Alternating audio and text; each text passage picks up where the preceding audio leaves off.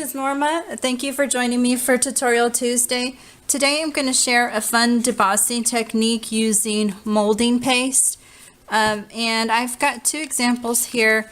I'm using the vintage themed August nesting components kit.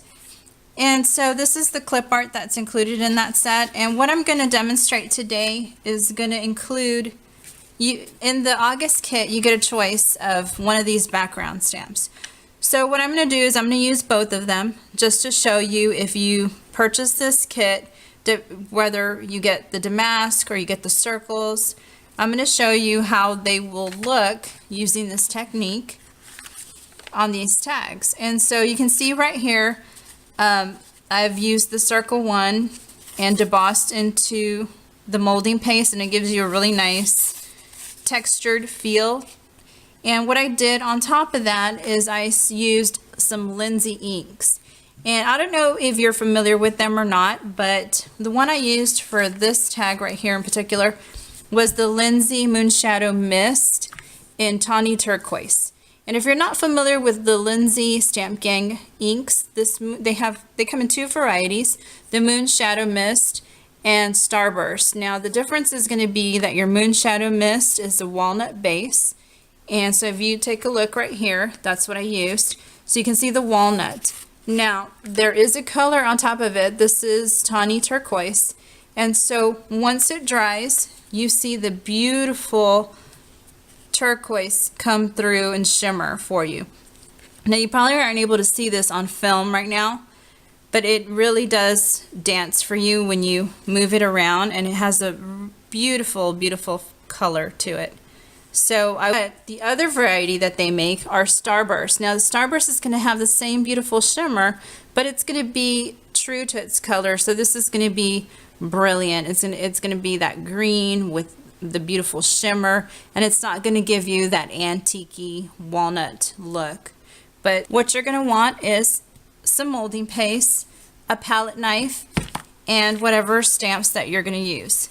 And what you're going to do is you're going to take your tag and you're going to generously apply molding paste to it.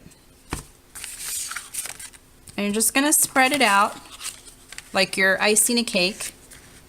And keep in mind that wherever you apply your molding paste, that's where you're going to have the impression. So if you want it to be all over, make sure you cover the entire tag. And there's no trick to this. If you want it a little smoother, you just kind of keep working at it. So I'm just trying to make sure that I get the edges because I want that impression to come all the way through. Now molding paste does take a long time. It takes a good, depending on where you live, it's going to take longer to dry, to fully cure. But for what we're doing, we're going to help the process along using a heat gun. Now normally you want to let your molding paste just cure, and for me, I like to let it cure overnight when I'm working with it. But for this particular technique, you don't really need to do that. So now that I've got a nice layer of of molding paste onto my tag, I'm going to take my heat gun and I'm going to dry it. What I'm looking for is, see how it's nice and it's glistening because it's wet? Well, I want it to look kind of dull, to get a dull finish on it. Once it does that, I know that the top layer of the molding paste is dry, but the bottom layers are still going to be gooey and mushy, and that's what I want to be able for the molding paste to take my impression. So okay, I'm going to go ahead and dry this, and I will be right back. You can see as it's drying that it's losing that wet look and it's getting a little dull. That's what I'm looking for. And it's okay, your tag is going to curl just like when you're applying any other wet medium to it. It's going to curl on you, but that's okay too. Not a big deal. We'll flatten it out in a second. Okay, so I think that that's probably nice and dry, and I'm going to test it out just by running my hand over it. I want to make sure that the top layer is dry. And so you can tell it's dry because it's not getting on my hand. But my tag is still warm. So I want to let this cool off for just a bit. If I go in there too quickly and it's still warm, then you're going to get all that molding paste into your stamp, and you don't want that. You want it to be a clean impression. Okay, it's cool. Now I'm going to get ready to put my impression in, and a couple of here's a tip for you.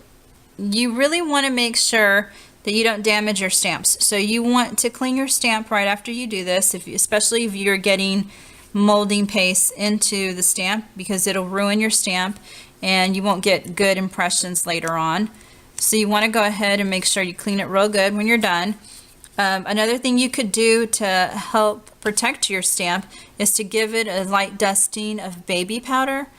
Wipe it off just to make sure that it gets a coating, a thin coating of the baby powder, and that will really help to make sure that you don't get the molding paste all into your stamp.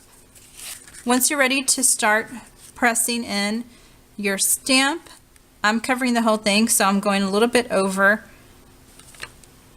the top, and you're going to press it down, give it a nice good push, make sure you're making contact all over.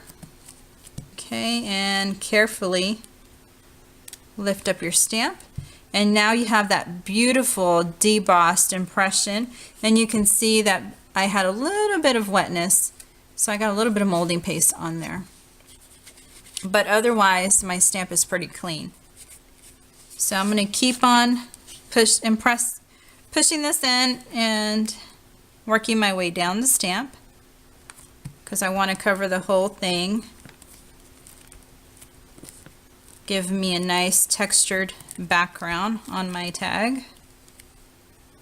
There you go. And you can see on this side how I didn't apply as much of the molding paste, and so I'm not getting quite as good of an impression.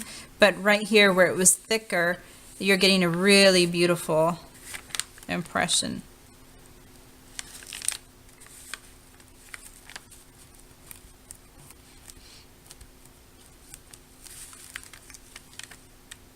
Okay, so same thing here towards the bottom. I didn't have enough molding paste, so I have less of a embossed, or debossed rather, print on there. But if you can see that, it's got a beautiful textured impression. And this antique vintage feeling tag, I'm going to go with the tawny turquoise here. So I'm just giving this a good shape, make sure that everything moves around. And I like to spray generously. The amount of color you get is going to depend on how much you spray it. So I like to give it a good, decent amount of ink. And you can see that the ink is puddling into that debossed image, and so it's really making that print show up nicely. So you're safe to go ahead and dry it with your gun if you want. Let's add in a little bit of another color just for the fun of it. I think I'm going to add some of this Starburst Glory of the Seas. Let's see if it doesn't really have too much of a impact because it's gold. Okay. I think I'll add a little bit of this cement green just to layer my color and add a little more depth.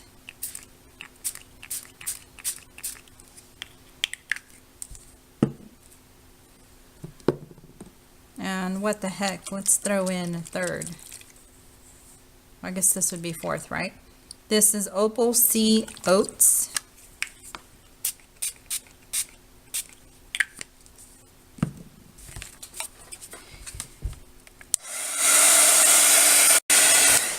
Okay, so that's pretty nice and dry. I think I probably still have a little puddles, a little bit of wetness, but you get the idea. It really gives you a Beautiful, beautiful finish. And even where I didn't get the full debossing effect, like over here, because I used a palette knife and I have all of the different grains showing through there, gives it some beautiful texture as well. And this other tag should be ready for me to go ahead and deboss. So I'm going to use the Damask this time. This has a very tight image, so it's not, you know, you're going to get some good impressions here and there, but either way, you're going to get a really interesting effect. So let's go ahead and press it down. And hopefully I didn't let that, no, that's good. I was thinking maybe I let it dry too much, but no, I can see that it's giving me a good impression. Yeah, see that?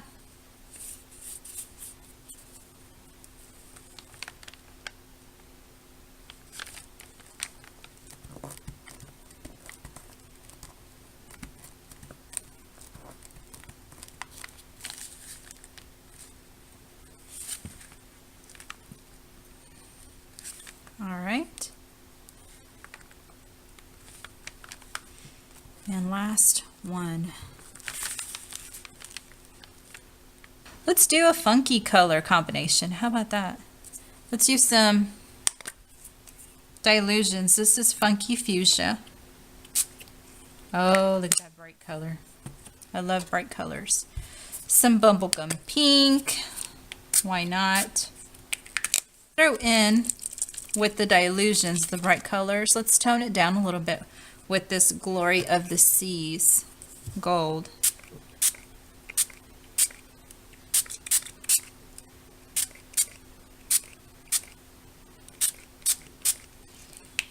And so I went right on top of it, and because it's a light color, it's just toning it down a little bit for me, and it's giving me a nice, it's going to give me that shimmer that the Dilutions doesn't offer. So I'm looking at it, and I really wish that I would have sprayed the gold up on top. So I think I need to go ahead and darken that. So I'm Berry Pie then. That'll work. And because I do want to tone that down, I'm going to come back in with that gold. Okay, well, I really did get a good impression of the damask, and the gold Lindy's ink really got into all those little grooves, and they are just shining so beautifully. I wish you could get a great look at that. Hopefully I'll get some photos that will be able to show you the detail that's in. But anyway, I hope that you will give this technique a try. It's a lot of fun, and just play with it until you get a look that you're happy with. So just play around. Don't be afraid to mix different colors and layer them up. It's going to add depth to your project, and you'll be really happy with it in the end. So anyway, like I said, I hope you give this technique a try. And if you have any questions, leave them in the comments, or you can message me on Facebook. I'd love to hear from you. And show us what you're making with the kits. You can link up your projects to our Facebook page. We have a Flickr account. Whatever you need to do, but share with us. We'd love to see what you're creating. So anyway, thanks again for joining me today, and I hope you enjoyed this technique, and give it a try and let me know what you think. Thanks. Have a great day.